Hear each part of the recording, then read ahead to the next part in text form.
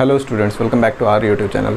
बच्चों, आज का जो हमारा टॉपिक है वो क्लास 12th के केमिकल काइनेटिक्स का temperature dependency of rate of reaction है। बच्चों, जैसा कि आपको पता है कि टेम्परेचर एक बहुत इंपॉर्टेंट रोल प्ले करता है किसी भी रिएक्शन के रेट को डिटरमाइन करने में, कि अगर टेम्परेचर ज़्यादा होगा या कम होगा तो क्या किसी रिएक्शन के रेट पे फ़र्क पड़ता है। तो ऑब्वियस आंसर है हाँ। कितना पड़ता है, कैसे पड़ता है, वो सारी चीज़ें हम देखेंगे इस टॉपिक के अंदर। इस टॉपिक के अंदर बच्चों हम एक्सप्रेशन सॉल्व करेंगे जो आप न्यूमेरिकल में डायरेक्टली यूज़ करोगे। कुछ ग्राफ्स है जिसको समझने की कोशिश करेंगे, काफ़ी इंपॉर्टेंट है, और बहुत सारी थ्योरी है जिसको हम समझेंगे। लेकिन इस वीडियो से पहले 2-3 वीडियो इस चैप्टर से रिलेटेड आ चुकी हैं बच्चों, उसको जाके देखो, तभी आपको ये चीज़ें सीक्वेंस में समझ आएगी, क्योंकि बहुत सारे ऐसे टर्मिनोलॉजीज़ हम यूज़ करने वाले हैं जो हम पहले वीडियो में पढ़ चुके हैं। तो मेक श्योर कि आप जितने भी इस चैप्टर के स्टार्टिंग के वीडियोस है उसको देखो and then continue on this particular video. तो जैसा कि बच्चों आपको पता है कि अगर मैं ये पढ़ना चाहता हूँ कि टेम्परेचर की क्या डिपेंडेंसी होती है रेट ऑफ रिएक्शन पे, तो फर्स्ट थिंग फर्स्ट कि इतना तो सारे मानते हैं कि हाँ, टेम्परेचर चेंज करने से रेट ऑफ रिएक्शन पे फ़र्क पड़ता है। और जनरली आपने देखा है कि टेम्परेचर अगर आप बढ़ा देते हो तो क्या होता है बच्चों, रेट ऑफ रिएक्शन बढ़ जाता है। तो इसका मतलब है कि अगर मैं टेम्परेचर को इंक्रीज़ करता हूँ तो जो रेट ऑफ रिएक्शन है, रिएक्शन वो बढ़ जाता है। दैट मीन्स रिएक्शन क्या हो जाता है, फास्ट हो जाता है। अगर आपका टेम्परेचर ज़्यादा है तो रिएक्शन जनरली क्या हो जाता है, फास्ट हो जाता है। और एक और चीज़ नोटिस करा गया है बच्चों कि सपोज़ करो कि अगर टेम्परेचर T है तो अगर मैं बोलता हूँ कि रेट कांस्टेंट K है, अगर टेम्परेचर आपका T है तो रेट कांस्टेंट कितना है, K है। टेम्परेचर में अगर तुम 10 डिग्री सेल्सियस ऐड कर दो, अपने एग्जिस्टिंग टेम्परेचर में अगर तुम 10 डिग्री सेल्सियस ऐड कर देते हो तो अप्रॉक्सीमेटली रेट कांस्टेंट क्या हो जाता है, डबल हो जाता है। तो आप बोल सकते हो for every 10 degree Celsius rise, या 10 केल्विन भी बोल सकते हो, rise in temperature the rate constant of a reaction nearly doubles। इसका सिंपल मतलब बच्चों ये है कि अगर आप टेम्परेचर को 10 डिग्री सेल्सियस से बढ़ा देते हो तो जनरली ऐसा देखा गया है कि रेट कांस्टेंट किसी रिएक्शन का क्या हो जाता है बच्चों, डबल हो जाता है। ठीक है, तो ये किस बेसिस पे बोला जाता है, क्या सारी चीज़ें हैं, उसको और ज़्यादा डिटेल में पढ़ते हैं। लेकिन इस टॉपिक को स्टार्ट करने के लिए इतनी इन्फॉर्मेशन आपको ज़रूर पता होनी चाहिए कि टेम्परेचर बढ़ा दूँ तो रेट ऑफ रिएक्शन बढ़ जाता है। बेसिकली मेरा कहने का मतलब है कि रिएक्शन फास्ट हो जाता है। एंड देन टेम्परेचर ऐसा नोटिस करा गया है कि टेम्परेचर अगर एक पर्टिकुलर टेम्परेचर T पे अगर आपका रेट कांस्टेंट K है, तो अगर मैं टेम्परेचर को 10 डिग्री सेल्सियस से बढ़ा देता हूँ तो आपका अप्रॉक्सीमेटली कितना हो जाता है, डबल हो जाता है रेट कांस्टेंट। और उसी चीज़ को आपने स्टेटमेंट में इसको लिख ली। अब ये जो भी चीज़ें मैंने बताई है इसको हम समझ सकते हैं आर्हेनियस इक्वेशन से। ठीक है, आर्हेनियस इक्वेशन कैसे आता है वो हमारे सिलेबस में नहीं है। Will be using directly Arrhenius equation जो कहता है rate constant equals to A E raise to the power minus E A slash R divided by R T. ये आपका क्या है बच्चों, आर्हेनियस इक्वेशन। कौन सा इक्वेशन है, आर्हेनियस इक्वेशन, आर्हेनियस इक्वेशन। ये आपका क्या है, आर्हेनियस इक्वेशन।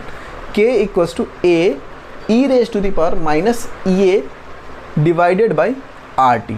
अगर मैं इस इक्वेशन को समझना चाहूँ तो बच्चों आपको देख रहा है कि R equals to rate constant है, आपका R क्या है, रेट कांस्टेंट है। A जो होता है बच्चों वो होता है आर्हेनियस फैक्टर। A क्या होता है बच्चों, आपका आर्हेनियस फैक्टर होता है, जिसको आप फ्रीक्वेंसी फैक्टर भी बोलते हो और प्री एक्सपोनेंशियल फैक्टर भी बोलते हो। Pre exponential factor, Arrhenius factor इसका नाम यहाँ से आता है, आर्हेनियस इक्वेशन में यूज़ होता है। आर्हेनियस कांस्टेंट है इसलिए इसको आर्हेनियस फैक्टर बोलते हो। फ्रीक्वेंसी फैक्टर इसको क्यों बोलते हैं, बिकॉज बच्चों इसकी जो वैल्यू होती है ना, ये कोलिजन फ्रीक्वेंसी पे डिपेंड करती है, जिसको हम थोड़ा सा आगे पढ़ेंगे नेक्स्ट वीडियो में। फिलहाल के लिए समझ के रखो कि इसकी वैल्यू समहाउ रिलेटेड टू, जब कोई रिएक्शन, मैं मॉलिक्युलैरिटी बता रहा था आपको, तो ये चीज़ बताई गई थी कि रिएक्शन को कंप्लीट होने के लिए वो टकराने ज़रूरी है, कोलिजन होना ज़रूरी है। तो समहाउ उस चीज़ से रिलेटेड है फ्रीक्वेंसी फैक्टर या कोलिजन फैक्टर। और इसका एक और नाम है प्री एक्सपोनेंशियल फैक्टर। जैसा आपको दिख रहा होगा कि एक्सपोनेंशियल से पहले जो फैक्टर यूज़ कर रहे हैं that is called pre exponential factor. यहाँ पे this is exponential mathematical function है। अगर ई ए की बात करूँ तो ई ए इज़ नथिंग बट आपका क्या हो जाएगा बच्चों, ई ए इज़ एक्टिवेशन एनर्जी। ये क्या है, एक्टिवेशन एनर्जी। एक्टिवेशन एनर्जी क्या होती है इसको अभी समझते हैं थोड़ी देर में, लेकिन फ़िलहाल के लिए समझ के रखो ई ए इज़ एक्टिवेशन एनर्जी। इसके अलावा अगर मैं आपसे पूछूं कि आर और टी क्या है तो आप बड़े आसानी से बता दोगे कि आर जो है आपका वो गैस कांस्टेंट है बच्चों। आर क्या है, गैस कांस्टेंट। और जो आपका टी है वो है टेम्परेचर। तो अगर आपसे पूछे कि जितनी भी सारी चीज़ें यूज़ होती हैं किस में, आर्हेनियस इक्वेशन में, उसमें क्या क्या कौन सारी चीज़ें है, तो दैट मीन्स के आपका रेट कांस्टेंट हो गया, ए आर्हेनियस फैक्टर हो गया जिसको आप फ्रीक्वेंसी फैक्टर भी बोलते हो, प्री एक्सपोनेंशियल फैक्टर भी बोलते हो। इसके अलावा बच्चों अगर ई ए की बात करोगे तो दैट इज़ एक्टिवेशन एनर्जी। अभी मैं 2 मिनट में आपको समझाता हूँ कि एक्टिवेशन एनर्जी क्या होती है। देन कमिंग बैक टू आपके पास R and T, they are very simple, आपको पता है वो सारी चीज़ें क्या हैं। अब बच्चों जब हमें एक बार समझ में आ गई है, अब जो एक्टिवेशन एनर्जी होती है इसकी यूनिट जूल्स पर मोल होती है, सिंपल। ओके, एनर्जी होती है पर मोल, आप कैलकुलेट करते हो तो जूल्स पर मोल है। अब थोड़ा सा समझते हैं कि एक्टिवेशन एनर्जी क्या होती है और किस तरीके से हम थोड़ा रिएक्शन की हेल्प से समझ सकते हैं। ठीक है, एक्टिवेशन एनर्जी क्या होती है और अल्टीमेटली हम लास्ट में क्या करेंगे, एक्सप्रेशन करेंगे जिसको आप न्यूमेरिकल, जो आपका टेम्परेचर की डिपेंडेंसी है रेट कांस्टेंट पे, उसका एक्सप्रेशन करेंगे एंड उसकी हेल्प से हम फाइनल एक्सप्रेशन निकालेंगे जो आप न्यूमेरिकल में जनरली यूज़ करते हो। और उसको सॉल्व करने के लिए ऑब्वियसली हम कौन सा इक्वेशन यूज़ करेंगे बच्चों, आर्हेनियस इक्वेशन। तो अगर आप बुक पढ़ोगे बच्चों तो वहाँ पे एक एग्जांपल दे रखा है H2 + I2, वी नो कि 2HI बनता है। लेकिन ऐसा होता है कि बच्चों देखो क्या माना जाता है कि जब भी आपके पास 2 हाइड्रोजन, अगर आपके पास एक हाइड्रोजन मॉलिक्यूल है और एक आयोडीन का मॉलिक्यूल है, ये रिएक्ट करने आते हैं तो ये डायरेक्टली फाइनल प्रोडक्ट नहीं बनाते। हम क्या मानते हैं कि ये सबसे पहले एक इंटरमीडिएट प्रोडक्ट बनाता है। ठीक है, ये क्या बनाता है बच्चों, इंटरमीडिएट प्रोडक्ट। इंटरमीडिएट प्रोडक्ट से मेरा क्या मतलब है, देखो इंटरमीडिएट प्रोडक्ट फाइनल प्रोडक्ट के बनने से, देखो जब ये आपस में कोलाइड होंगे ना, ये आपस में इनका जब कॉलिजन होगा, जब ये आपस में कोलाइड करते हैं, अनटिल अनलेस कॉलिजन नहीं होगा मेरा रिएक्शन कंप्लीट नहीं होगा। मॉलिक्यूलरिटी में मैं पढ़ चुका हूँ। तो दैट मीन्स यहाँ पे जब बच्चों कॉलिजन होता है, जब टकराते हैं आपस में, तो क्या होगा, एक अनस्टेबल इंटरमीडिएट प्रोडक्ट बनेगा। ठीक है, अगर कोई भी चीज़ कोलाइड करती है तो होता क्या है कि वो जब भी कोलिजन होगा तो एक अनस्टेबल इंटरमीडिएट प्रोडक्ट बनता है और उस अनस्टेबल इंटरमीडिएट प्रोडक्ट के बाद आपका फाइनल प्रोडक्ट बनेगा। ठीक है, तो हमेशा जब ये वर्ड आ गया अनस्टेबल, तो केमिस्ट्री में या रियल लाइफ में भी अगर आप कहीं पे भी अनस्टेबल आ जाए या आप एक्साइटेड वर्ड सुनो तो दैट मीन्स उसकी एनर्जी क्या होगी, हाई होगी। तो अगर मैं बात करूँगा कि इंटरमीडिएट कॉम्प्लेक्स की एनर्जी रिएक्टेंट एंड प्रोडक्ट के रिस्पेक्ट में हाई होगी कि कम होगी, तो ऑब्वियसली इसकी एनर्जी क्या होगी बच्चों, हाई होगी। एनर्जी क्या होगी, हाई होगी with respect to reactant, with respect to product. ठीक है, तो जब हाई होगी तो अगर मैं इसको ग्राफिकली प्लॉट करना चाहूँ, पोटेंशियल एनर्जी एंड बच्चों रिएक्शन कोऑर्डिनेट्स, जो भी रिएक्शन हो रहे उसको ये नोट कर लेना, तब आपको और आसानी से समझ आएगा कि जो हम एक्टिवेशन एनर्जी की बात करते हैं वो एक्टिवेशन एनर्जी क्या होती है बच्चों। तो सपोज़ करो आपके पास PE पोटेंशियल एनर्जी है एंड रिएक्शन कोऑर्डिनेट्स, बेसिकली यहाँ पे आप ये रिप्रेजेंट करना चाहते हो, दिस इज़ नथिंग बट आप ये रिप्रेजेंट करना चाहते हो कि रिएक्शन कोऑर्डिनेट्स का मतलब रिएक्शन कब स्टार्ट हुआ, कब इंटरमीडिएट बना और कब प्रोडक्ट बना, आप टाइम की तरह इसको ले रहे हो। तो सपोज़ करो कि आपके पास जो रिएक्टेंट है उसकी एनर्जी कुछ इस लेवल पे है, उसकी potential energy, total potential energy इस लेवल पे है। तो दैट मीन्स यहाँ पे आपके पास H2 + I2 है एंड आई नो कि जब ये आपस में कोलाइड होगा, सिस्टम थोड़ा अनस्टेबल होगा, इंटरमीडिएट प्रोडक्ट बनेगा तो उसकी एनर्जी थोड़ी सी बढ़ेगी। ठीक है, थोड़ी सी एनर्जी बढ़ेगी और एक पीक जब आ जाएगा तो वहाँ पे आपका वो इंटरमीडिएट प्रोडक्ट बन जाएगा। वो जो मैं इंटरमीडिएट प्रोडक्ट बनाया था मैंने, वो यहाँ पे बन जाएगा। अब अगर आपसे क्वेश्चन पूछा जाए बच्चों, एक सिंपल सा क्वेश्चन कि रिएक्टेंट एंड प्रोडक्ट में ज़्यादा स्टेबल कौन होगा, तो आंसर क्या होना चाहिए बच्चों, प्रोडक्ट। बिकॉज कोई भी चीज़ रिएक्ट आपस में इसलिए कर रहे हैं ताकि वो ज़्यादा स्टेबल हो पाए, और ज़्यादा स्टेबल का मतलब क्या होता है बच्चों, कम एनर्जी। तो आई नो ये जो लाइन है इसके नीचे जो रिएक्टेंट की लाइन है, इसके नीचे जाके कहीं प्रोडक्ट बनेगा। तो मैं बोलता हूँ यहाँ पे मेरा प्रोडक्ट बन गया, ठीक है बच्चे, और यहाँ पे आपका क्या 2HI बन गया।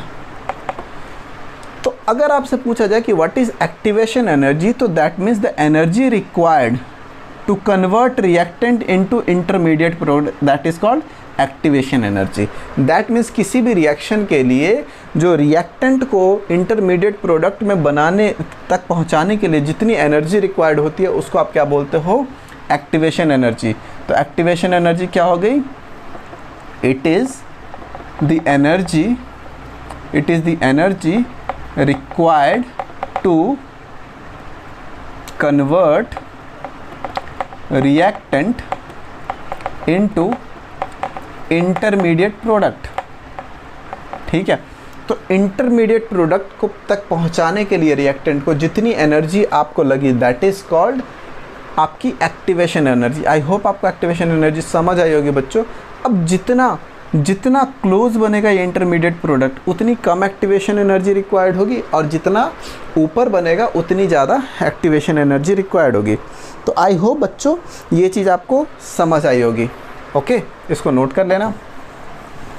अब अगर मैं बोलूँ आपसे एक क्वेश्चन पूछता हूँ कि ऐसा क्या होता होगा टेम्परेचर बढ़ने से कि रिएक्शन फास्ट हो रहा है, ऐसा क्या होता होगा टेम्परेचर बढ़ने से तो रिएक्शन फास्ट हो जाता है। तो इस चीज़ को समझने के लिए बच्चों एक चीज़ समझना बहुत ज़रूरी है कि अगर जो पार्टिकल्स आपस में रिएक्ट करे, टकरा रहे हैं, उनकी काइनेटिक एनर्जी किस तरीके से चेंज हो रही है, या एज अ होल जब मैं रिएक्टेंट की बात करता हूँ, जब मैं फ्रैक्शन ऑफ मॉलिक्यूल की जो टोटल रिएक्शन में पार्टिसिपेट कर रहे हैं उनकी अगर मैं बात करता हूँ, तो उनमें से कितनों के पास कितनी ज़्यादा काइनेटिक एनर्जी है, ये वो फैक्टर है जो डिटरमाइन कर सकता है मेरा कि रिएक्शन फास्ट होगा या स्लो होगा, ठीक है।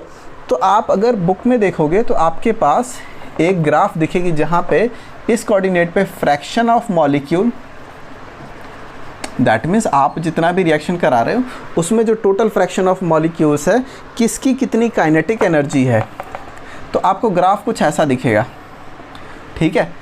इसका सिंपल मतलब है बच्चों कि फ्रैक्शन ऑफ मॉलिक्यूल, अगर आप इस काइनेटिक एनर्जी की बात करोगे तो सबसे ज़्यादा ऐसे मॉलिक्यूल मिलेंगे आपको, क्योंकि हर मॉलिक्यूल की काइनेटिक एनर्जी डिफरेंट होती है। Each molecule of a reactant species has different kinetic energy. आप रिएक्टेंट ले रहे हो तो उसमें हर मॉलिक्यूल के डिफरेंट काइनेटिक एनर्जी हो सकती है, स्पीड हो सकती है।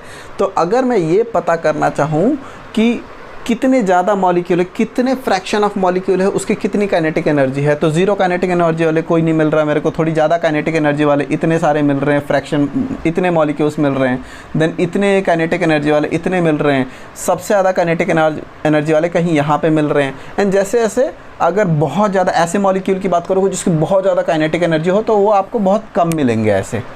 तो सिंपल सी चीज़ है, अगर मेरे ऐसे मॉलिक्यूल्स बढ़ जाएं जिसकी काइनेटिक एनर्जी ज़्यादा है तो दैट मीन्स मैं बोल सकता हूँ मेरा रिएक्शन फास्ट हो सकता है, हाँ या ना बच्चों।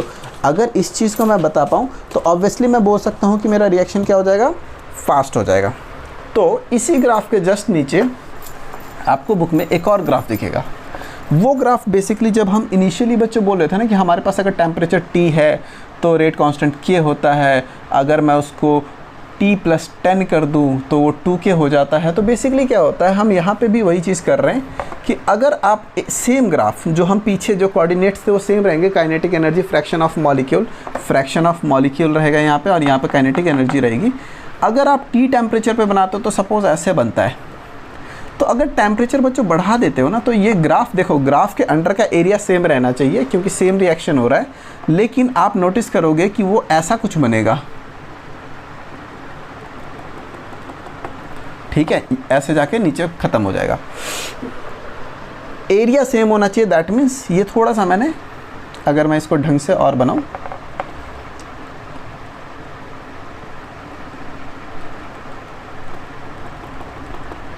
ठीक है। तो ये जो डॉटेड ग्राफ है ना बच्चों, ये T+10 के लिए है। दैट मीन्स T टेम्परेचर पे ग्राफ बनाया आपको ऐसा मिला fraction of molecular kinetic energy का। जब आपने टेम्परेचर बढ़ाया तो आपने नोटिस करा कि कि मैक्सिमम जो मॉलिक्यूल है वो ये जो चीज़ है यहाँ पे ये मैक्सिमम एनर्जी वाला, इसमें थोड़ा मैक्सिमम एनर्जी वाला आपको आगे दिखेगा T+10 में। और मेजॉरिटी ऑफ पार्टिकल जिसका काइनेटिक एनर्जी ज़्यादा की बात करोगे, तो अगर सपोज़ यहाँ पे मैं बात करूँ कि काइनेटिक एनर्जी बहुत ज़्यादा, काइनेटिक एनर्जी वाले कितने हैं, तो आपको इतने दिख रहे हैं।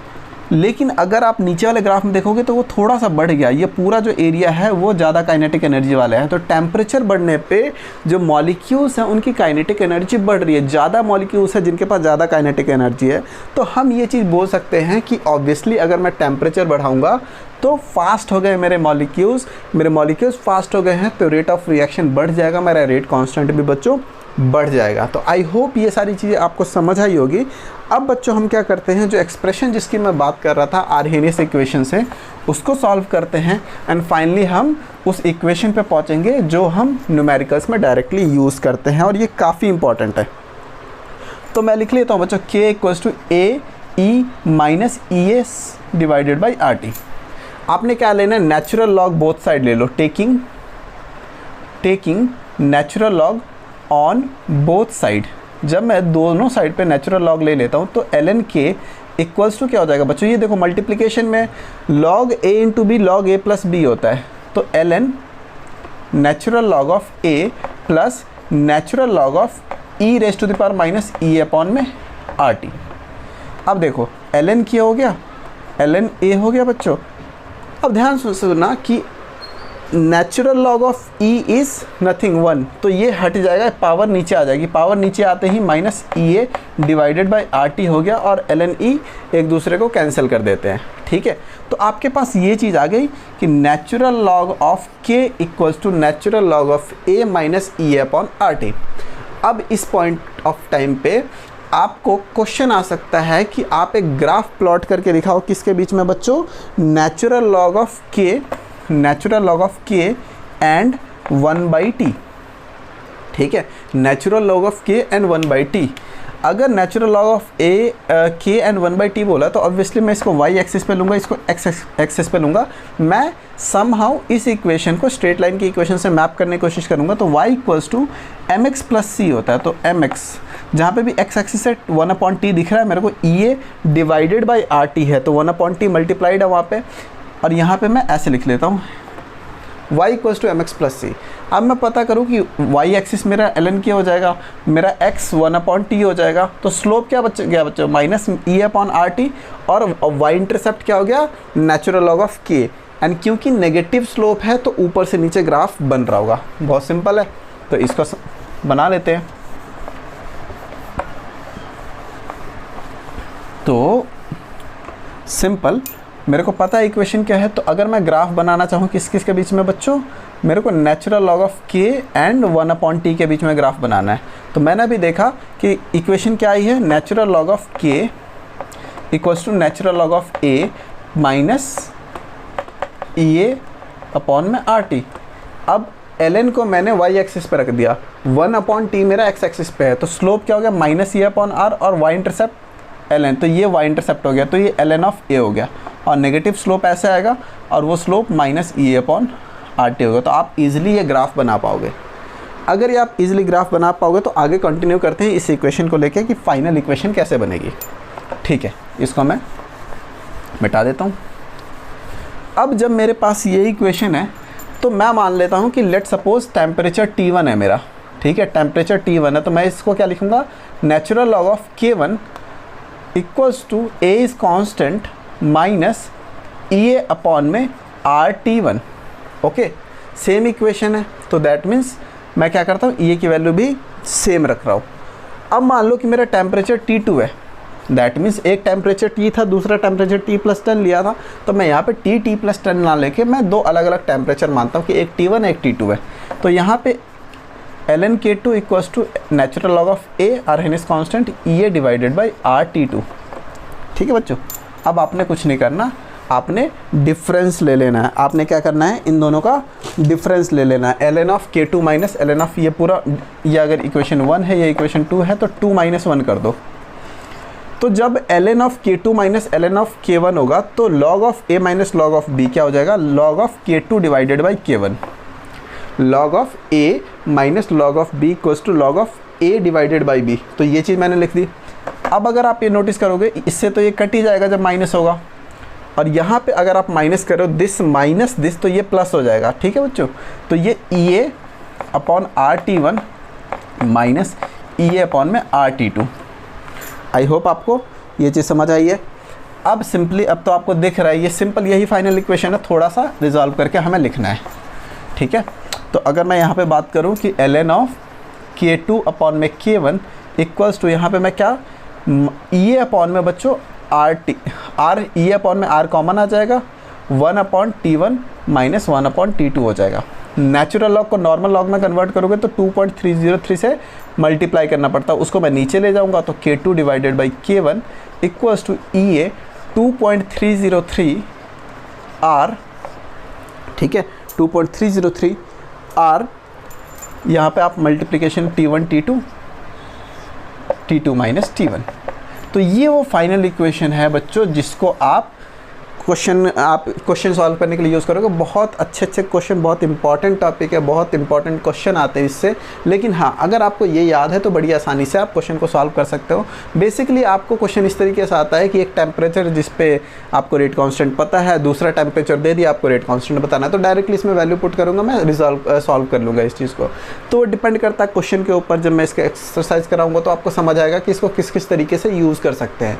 बट आई होप बच्चों कि आपको जो सारी चीज़ें इस वीडियो में बताई गई हैं, सारी की सारी चीज़ें समझ आई है। अगर आपको कोई भी डाउट है तो प्लीज़ कमेंट सेक्शन में लिखो, आप पूछो कि मेरे को ये डाउट है, मैं उसको रिजॉल्व करने की पक्का कोशिश करूँगा। एक वीडियो और लगेगा, ये चैप्टर हमारा कंप्लीट हो जाएगा। तो बच्चों हमारे लगभग 3 चैप्टर कंप्लीट हो चुके हैं। आप अपने क्वेश्चंस के साथ आओ कमेंट सेक्शन में, मैं बिल्कुल बताने की कोशिश करूँगा। अगर आप चाहते हो तो लाइव सेशन भी हम ले सकते हैं। Thanks for watching this video. Bye bye बच्चों।